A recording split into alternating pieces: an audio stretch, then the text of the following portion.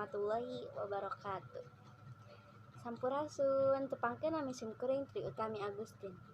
Simkuring di dieu bade ngadugikeun warta, nyaeta warta banjir bandang di Garut. Anu tara-tara ti sasari warga Garut teh ngalaman kekeunaan banjir bandang anu kacida pi kasediheunana. Bencana banjir bandang teh anu nimpa warga Garut eta matak ngagetkeun sakabeh warga anu aya.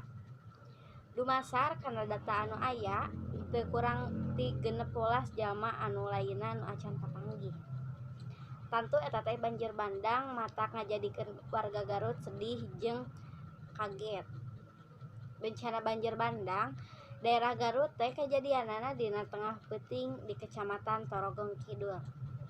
Anu utamana di daerah anu deukeut ka aliran Walungan Cimanuk eta banjir bandang teh kajadianana kusabab cai ti Walungan Cimanuk modal anu langsung naranjang ka pakampungan warga sakitar.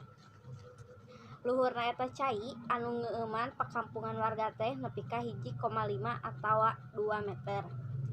Malahan aya oge anu nepi ka ngaleuwihan hateup imah warga.